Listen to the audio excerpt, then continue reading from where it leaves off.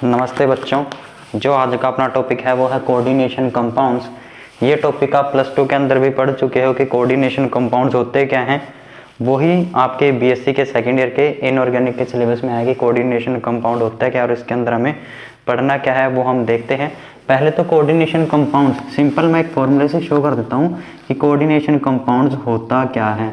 Coordination compound में होता क्या है कि सेंट्रल में एक मेटल होती है। सेंट्रल में क्या होती है, एक मेटल होती है जिसके चारों तरफ क्या होते हैं, क्लस्टर ऑफ आयंस होते हैं। क्या होते हैं, क्लस्टर ऑफ आयंस।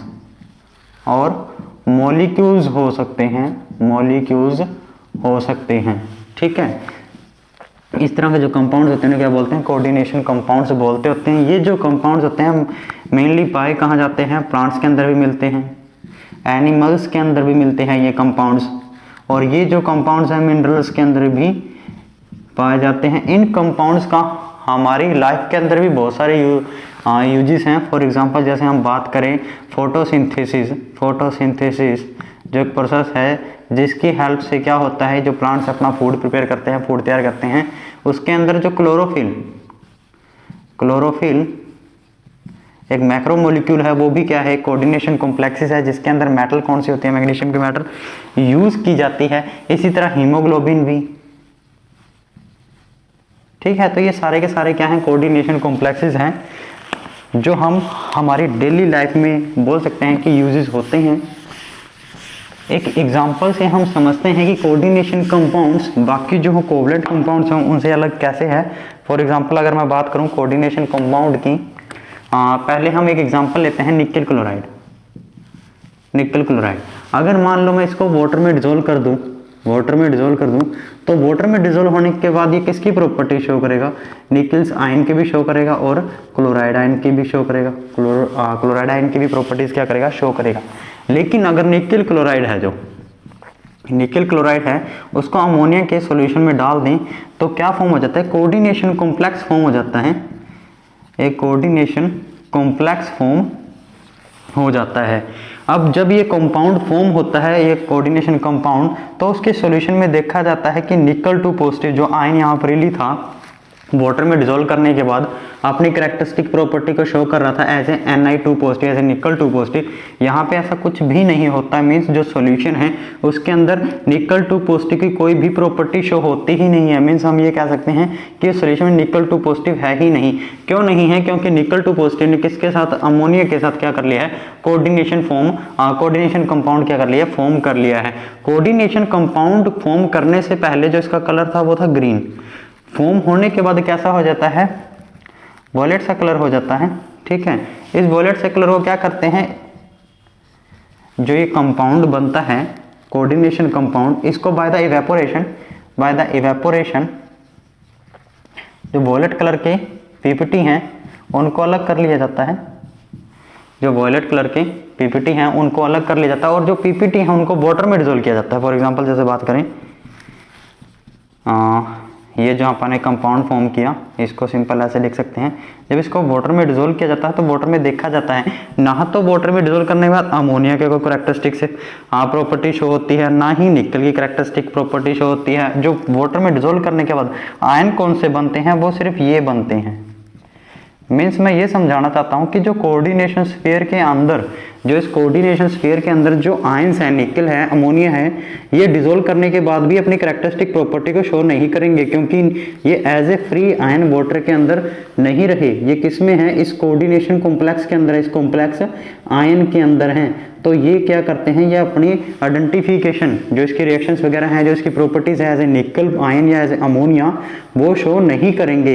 एक मोटा डिफरेंस जो हम देखते हैं डबल साल्ट में, डबल साल्ट और कोऑर्डिनेशन कॉम्प्लेक्सेस के अंदर डिफरेंस क्या होता है, कोऑर्डिनेशन कॉम्प्लेक्सेस के अंदर डिफरेंस क्या होता है, मैं इसी एग्जांपल से समझाऊंगा। और डबल साल्ट का एग्जांपल ले लेते हैं। डबल साल्ट होता क्या है, कोई कंपाउंड्स हैं जो किसके, 2 कंपाउंड के एडिशन से बनता है। फॉर एग्जांपल जो हमारे लैब के अंदर भी अपन यूज़ करते होते हैं डबल साल्ट, मोहर साल्ट के बारे में सबने सुना होगा, मोहर साल्ट, मोहर साल्ट के बारे में सबने सुना होगा, देखा भी होगा, लैब के अंदर यूज़ भी किया होगा। फॉर्मूला क्या होता है, फेरस सल्फेट,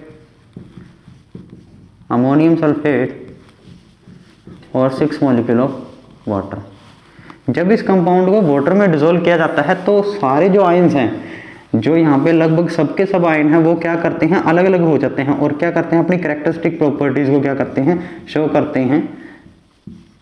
मीन्स मैं ये कह सकता हूँ कि जब ये कंपाउंड सॉलिड था और जब इसको aqueous solution as a aqueous की फॉर्म में प्रिपेयर किया गया या एज ए वाटर में डाला गया, तो इसकी जो आइडेंटिटी थी वो रिटेन नहीं रही, जो इसकी आइडेंटिटी थी वो रिटेन नहीं रही। मीन्स ये ऐसा सच नहीं रहा, पानी में घुलने के बाद एज ए आयन फॉर्म हो चुका है उस सॉल्यूशन के अंदर, इनके आयन की प्रॉपर्टीज देखी जा सकती हैं।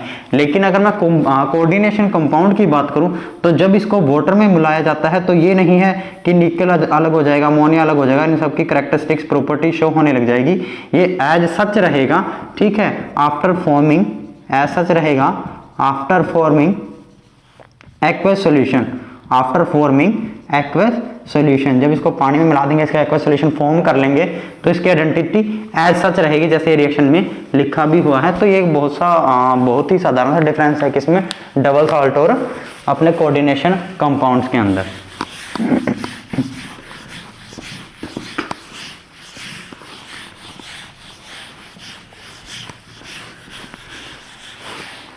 उसके बाद कुछ एक डेफिनेशंस हैं जो हम कोऑर्डिनेशन कंपाउंड्स में पढ़ेंगे।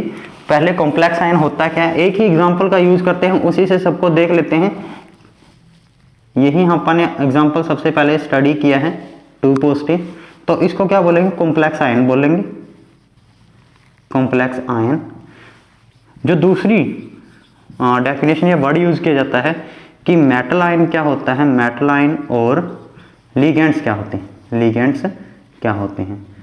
तो कोऑर्डिनेशन कॉम्प्लेक्स के बीच में जो मेटल प्रेजेंट होते हैं उसे क्या बोलते हैं, मेटल आयन बोलते हैं।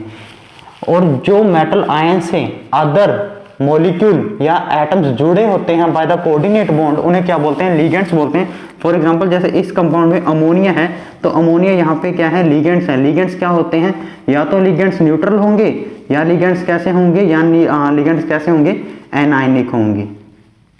और ये क्या करते हैं, अपना लोन पेयर होता है जो इन लिगेंड्स के पास, उस लोन पेयर को मेटल को डोनेट कर देते हैं और एक कोऑर्डिनेट बॉन्ड फॉर्म कर लेते हैं। उसके बाद जो थर्ड डेफिनेशन है वो है कोऑर्डिनेशन नंबर।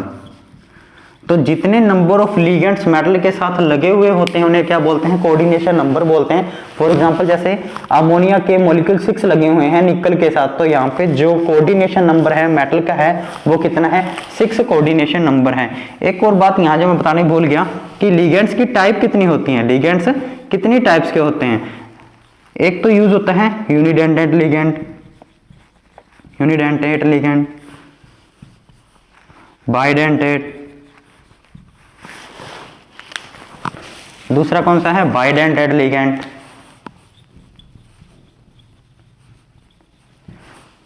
सी मल्टीडेंटेट बोल देंगे या पॉलीडेंटेट लिगेंड्स। एक बार सुन लो होते क्या हैं, जो यूनिडेंटेट लिगेंड हैं वो क्या हैं, वो लिगेंड्स जो मेटल से एक एटम की हेल्प से जुड़े हुए होते हैं। अगर एग्जांपल लें तो एग्जांपल किसका लेंगे, अमोनिया का भी ले सकते हैं। अमोनिया में देखो एक नाइट्रोजन है और ये इसके पास लोन पेयर है। ये क्या है, ये लिगेंड सिर्फ एक ही डोनर साइड से मेटल के साथ जुड़ा होगा। तो जो इस तरह के लिगेंड होंगे उन्हें क्या बोल देंगे, यूनिडेंटेट। एक अदर एग्जांपल देख लेते हैं, वाटर का देख लेते हैं। वाटर में भी क्या है, एक ऑक्सीजन है जो लोन पेयर है, ये ऑक्सीजन की हेल्प से वाटर मॉलिक्यूल मेटल से जुड़ा हुआ है और किसका यूज कर रखा है, ओनली वन डोनर साइड का यूज कर रखा है। लेकिन अगर बाइडेंटेट का एग्जांपल ले तो ऑक्सोलेट आयन का एग्जांपल ले सकते हैं। ऑक्सोलेट आयन में 2 डोनर साइट हैं, तो ये दोनों डोनर साइट मेटल के साथ बॉन्ड फॉर्म करती हैं। तो इस तरह का जो लिगेंड होता है उन्हें क्या बोलते हैं, बाइडेंटेट लिगेंड बोल देते हैं। एक अदर एग्जांपल भी ले सकते हैं, इथाइलिन डाइमाइन, इथाइलिन डाइमाइन का अदर एग्जांपल भी ले सकते हैं। EN से भी इसको लिखा जाता है। ये क्या करते हैं, ये नाइट्रोजन से दोनों के दोनों नाइट्रोजन मेटल के साथ by the two donor site coordinate bond form कर लेते हैं। तो इस तरह के लिगेंड्स को भी क्या बोलते हैं, बाइडेंडेंट लिगेंड बोलते हैं। उसके बाद बात आती है पॉलीडेंटेंट लिगेंड कौन से होते हैं, जिनके पास 2 से ज्यादा डोनर साइट होते हैं उन्हें क्या बोलते हैं, पॉलीडेंटेंट लिगेंड बोलते हैं। सबसे कॉमन एग्जांपल जो आपने पढ़ा होगा प्लस 2 के अंदर भी, EDTA, ethylene diamine tetra acetate, इसके अंदर 6 कोऑर्डिनेट डोनर साइट होती हैं। तो ये अपनी 6 डोनर साइट से क्या करता है, मेटल के साथ बॉन्ड फॉर्म कर सकता है। तो इस तरह क्या है, जो लिगेंड्स हैं उनकी भी आगे टाइप्स हैं। मैं जितनी भी डेफिनेशन है सिर्फ शॉर्ट फॉर्म में बता रहा हूं क्योंकि ये सब आप पढ़ चुके हो।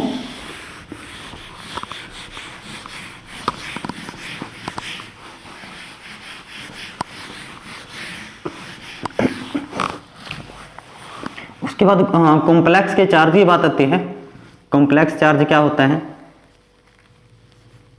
कॉम्प्लेक्स चार्ज क्या होता है, तो ये क्या है, अलजेब्रिक सम है।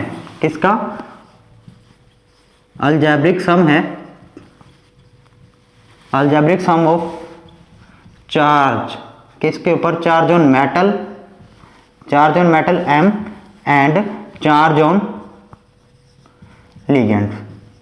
जो मेटल और लिगेंड्स का चार्ज होगा उन सबका अगर सम कर दें तो जो चार्ज बनेगा उसे क्या बोलेंगे, कॉम्प्लेक्स चार्ज भी बोल सकते हैं। कोऑर्डिनेशन कंपाउंड्स को स्टडी करने के लिए जो सबसे पहली थ्योरी आई थी वो दी थी वर्नर ने।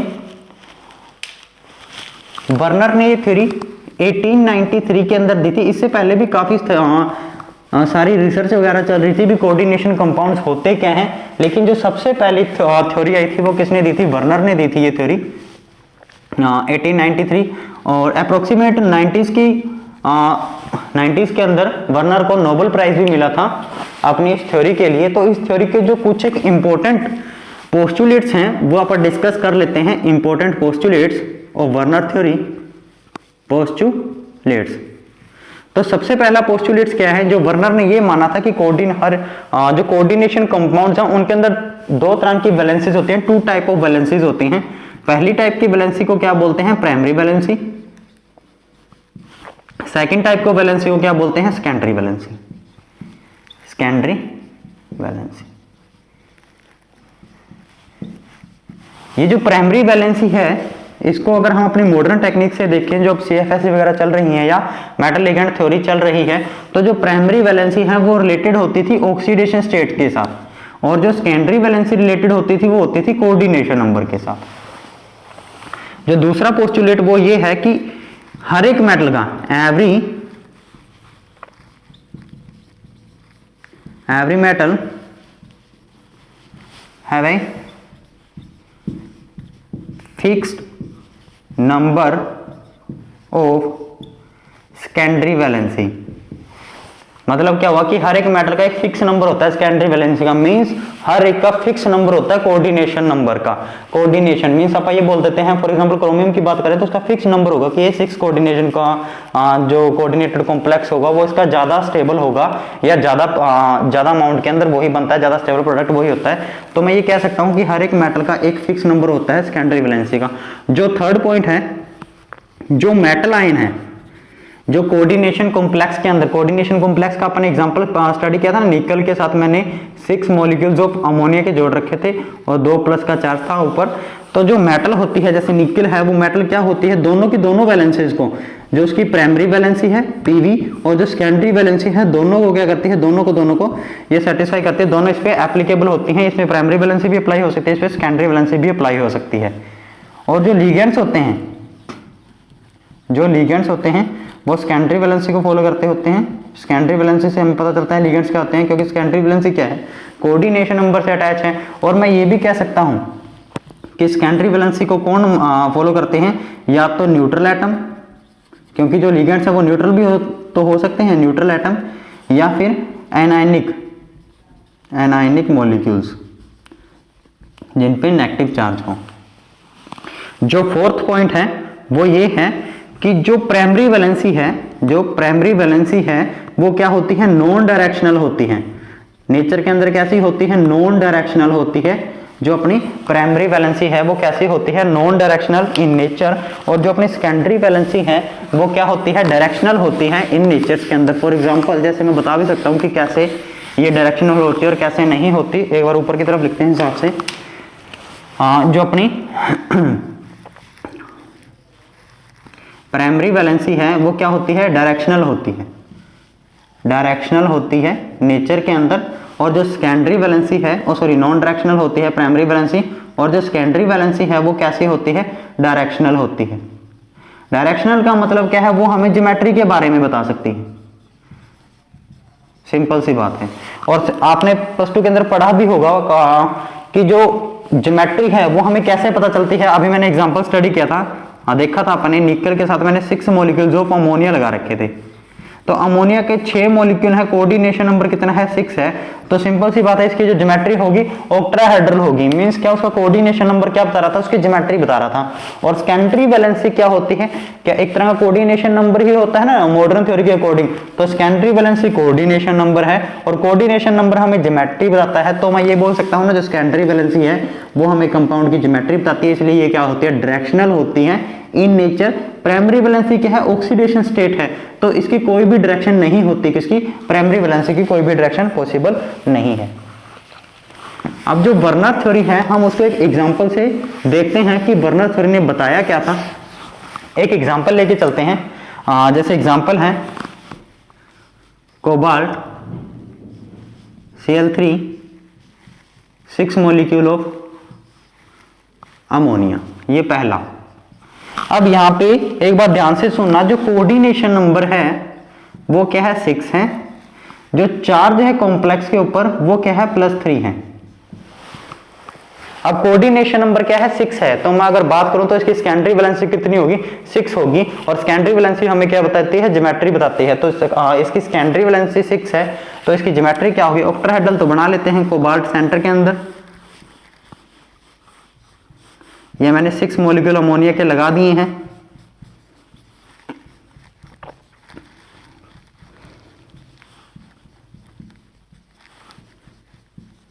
ये क्या है, सारी सारी सेकेंडरी वैलेंसी। और सेकेंडरी वैलेंसी को जब शो किया जाता है तो सॉलिड लाइन से शो किया जाता है, और प्राइमरी वैलेंसी को जो शो करते हैं उसको डॉटेड लाइन से शो करते हैं। और सेकेंडरी वैलेंसी क्या थी, कोऑर्डिनेशन नंबर 6 है, और कोऑर्डिनेशन नंबर ही सेकेंडरी वैलेंसी होता है। तो मैंने सारी सेकेंडरी वैलेंसी बता दी है। अब जो चार्ज होता है, ऑक्सीडेशन स्टेट होती है, वो कौन जाता है, प्राइमरी वैलेंसी। और प्राइमरी वैलेंसी को कौन फॉलो करते हैं, जो नेचर के अंदर कैसे होते हैं, जो नेचर के अंदर एनायनिक होते हैं या आयंस होते हैं। तो यहाँ पे प्राइमरी वैलेंसी तीनों Cl फॉलो करेंगे। तो जो प्राइमरी वैलेंसी को सेटिस्फाई करेगा, फॉलो करेगा, उनको किससे शो करेंगे, डॉटेड लाइन से शो कर देंगे। और ये जो डॉटेड लाइन आप कहीं पे भी लगा सकते हो, ये जरूरी नहीं है कि मैंने यहाँ लगाई है तो आप भी यहीं लगाओगे। ये तीनों डॉटेड लाइन है, ये कहीं भी लग सकती हैं। बस ये जो सॉलिड लाइन है ये ज्योमेट्री के अकॉर्डिंग लगेगी। फॉर एग्जांपल जैसे कोऑर्डिनेशन नंबर 6 था तो ज्योमेट्री ऑक्टाहेड्रल होगी, उसी के अकॉर्डिंग मैंने 6 की 6 क्या कर दी है, सॉलिड लाइन लगा दी है। तो इसका जो कोऑर्डिनेशन फॉर्मूला बनेगा, कॉम्प्लेक्स का फॉर्मूला बनेगा, वो क्या बनेगा, कोबाल्ट के साथ 6 अमोनिया के मॉलिक्यूल। और एक बात और सुनना ध्यान से कि जो भी लिगेंड्स या जो भी आयंस सेकेंडरी वैलेंसी को फॉलो करेंगे, उसको सेटिस्फाई करेंगे, वो सारे के सारे इस स्क्वायर ब्रैकेट के अंदर लिखे जाएंगे, या फिर मैं कह सकता हूं इस कॉम्प्लेक्स के अंदर लिखे जाएंगे। और जो प्राइमरी वैलेंसी को सेटिस्फाई करेंगे, उसको फॉलो करेंगे, वो सारे के सारे कहां लिखे जाएंगे, बाहर लिखे जाएंगे। ऐसे भी लिगेंड्स होंगे जो दोनों प्राइमरी वैलेंसी और सेकेंडरी वैलेंसी दोनों को फॉलो करेंगे। बट सिंपल सी बात, जो सेकेंडरी को फॉलो करे वो अंदर की तरफ, जो प्राइमरी को फॉलो करे वो बाहर की तरफ। जो लिगेंड प्राइमरी सेकेंडरी दोनों को फॉलो करे वो भी अंदर की तरफ ही आएगा। इसको एक एग्जांपल से देख लेते हैं। आप इसका दूसरा ही लिखते हैं एग्जांपल। मैंने क्या किया इस बार कोबाल्ट की मेटल ली, Cl मैंने कितने कर दिए, Cl मैंने 3 ही रखे, 5 मॉलिक्यूल किसके कर दिए, अमोनिया के कर दिए। अब वही कोऑर्डिनेशन नंबर मुझे कितना रखना है, इसका कोऑर्डिनेशन नंबर मेरे को 6 है, तो इसकी ज्योमेट्री क्या होगी, ऑक्टाहेड्रल। तो बना लेते हैं। जो कोऑर्डिनेशन नंबर को सेटिस्फाई या फॉलो करते हैं, सिंपल सी बातों को क्या बोलते हैं, सेकेंडरी वैलेंसी बोलते हैं। और सेकेंडरी वैलेंसी को किससे, सॉलिड लाइन से शो किया जाता है। तो 5 मॉलिक्यूल किसके, अमोनिया के लगा दिए हैं मैंने, 3 4 और ये 5 मॉलिक्यूल मैंने अमोनिया के लगा दिए हैं।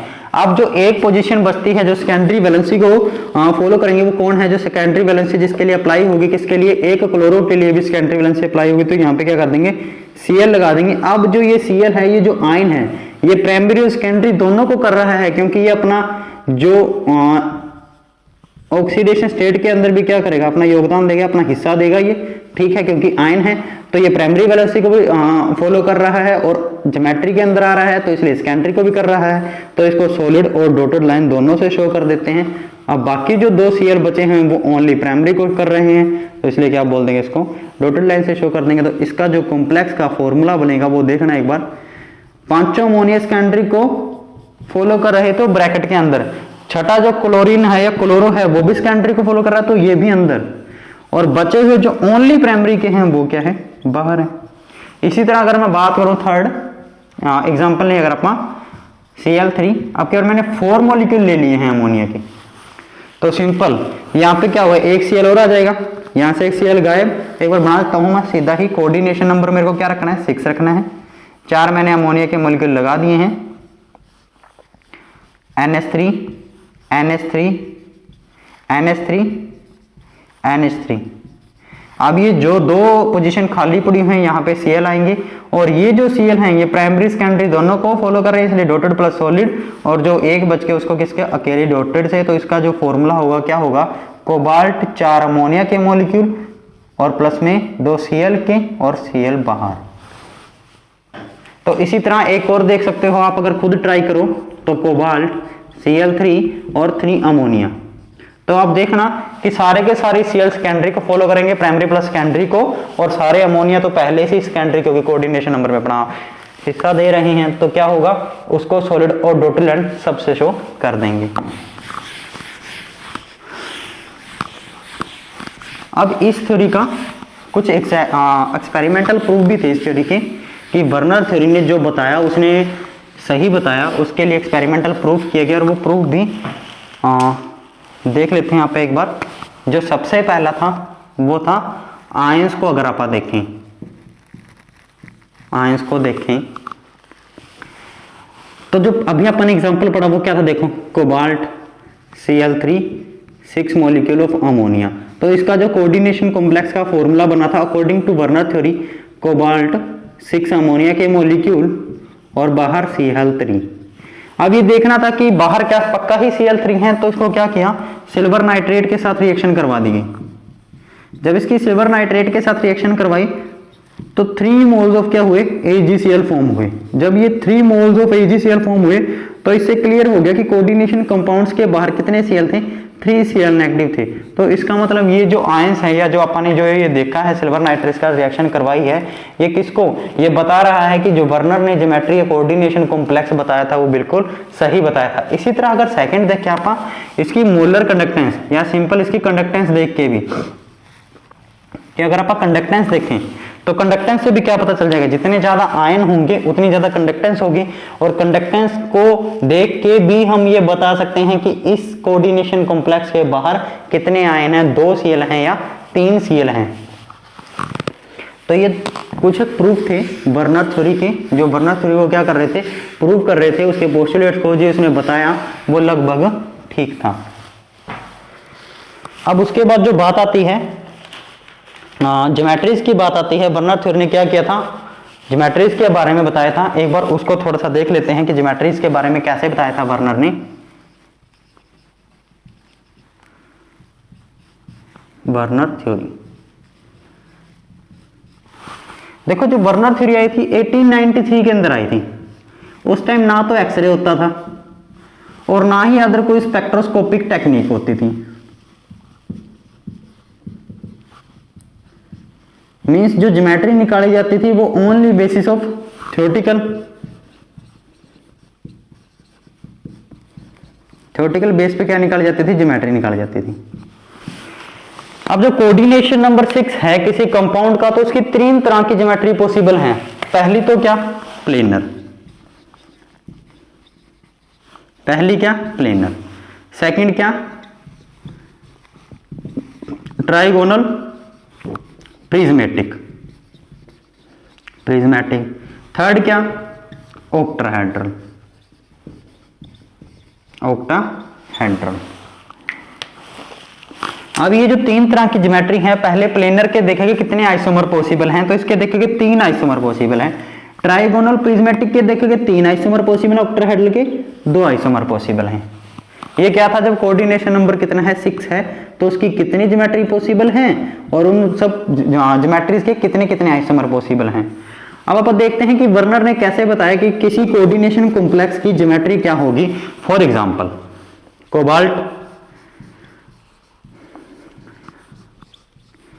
एग्जांपल जैसे इसकी ज्योमेट्री बताई थी वर्नर ने कि क्या होगी, तो उसने थ्योरेटिकली बेस पे बताया कि इस कंपाउंड के कितने आइसोमर पॉसिबल हैं, इस कंपाउंड के 2 आइसोमर्स पॉसिबल हैं। इनको आइसोलेट किया कि इस कंपाउंड के कितने आइसोमर पॉसिबल हैं, 2 आइसोमर पॉसिबल हैं। और इन तीनों ज्योमेट्रीज में 2 आइसोमर किसके अंदर बन रहे हैं, ऑक्टाहेड्रल ज्योमेट्री के अंदर 2 आइसोमर बन रहे हैं, सॉरी प्लेनर के अंदर 3 है, प्रिज्मेटिक के अंदर 3 है, ऑक्टाहेड्रल के अंदर कितने हैं 2, और जो इसके आइसोलेट किए गए आइसोमर वो कितने थे 2।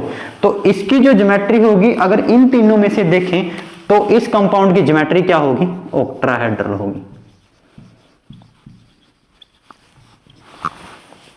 इसी तरह अगर आप एक और एग्जांपल की बात करें तो सिल्वर 2 अमोनिया के मॉलिक्यूल 2 Cl के मॉलिक्यूल। ये भी एग्जांपल लिया जा सकता है कि अगर कोऑर्डिनेशन नंबर कितना है 4 है, और आप भी जानते हो कि कोऑर्डिनेशन नंबर अगर 4 होता है तो कौन कौन सी ज्योमेट्री पॉसिबल है, कौन कौन सी ज्योमेट्री पॉसिबल है। जो ज्योमेट्री पॉसिबल है पहली तो स्क्वायर प्लेनर, यहाँ पे प्लैटिनम ले लो, प्लैटिनम पहली तो क्या है स्क्वायर प्लेनर, सेकंड क्या है टेट्राहेड्रल।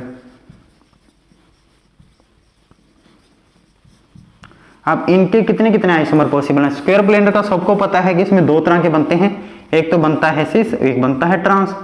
तो इसमें कितने तरह के आइसोमर पॉसिबल हैं, 2 टाइप्स ऑफ आइसोमर। टेट्राहेड्रल में एक ही एंगल होता है 109 डिग्री का, तो इसके अंदर सबके सब जो एटम्स हैं एक ही एंगल पे लाई करते हैं, तो इसका कोई भी आइसोमरिज्म नहीं होता, तो इसका सिंपल 1 लिख लेते हैं आप। जब इस कंपाउंड को देखा गया तो इस कंपाउंड के 2 आइसोमर पॉसिबल थे, तो सिंपल सी बात है इस कंपाउंड की ज्योमेट्री बता देगी कौन सी होगी, स्क्वायर प्लेनर होगी। तो इसके कौन कौन से 2 आइसोमर पॉसिबल थे, एक तो सिस फॉर्म का और एक ट्रांसफॉर्म का। तो इस तरह वर्नर ने क्या किया, वर्नर ने आइसोमर भी बताने की कोशिश की, जो कॉम्प्लेक्स हैं उनके आइसोमर भी बताए कि वो आइसोमर 2 होंगे या 3 होंगे, या उनके बेस पे उस कोऑर्डिनेशन कॉम्प्लेक्स की ज्योमेट्री क्या होगी, ऑक्टाहेड्रल होगी अगर कोऑर्डिनेशन नंबर 6 है, या फिर ट्राइगोनल प्रिज्मेटिक होगी, या फिर प्लेनर होगी। इसी तरह अगर कोऑर्डिनेशन नंबर 4 है तो उसकी ज्योमेट्री या प्लेनर होगी, या फिर स्क्वायर प्लेनर होगी, या फिर टेट्राहेड्रल होगी, वो भी बताया था वर्नर ने। आज के लिए इतना ही, थैंक यू।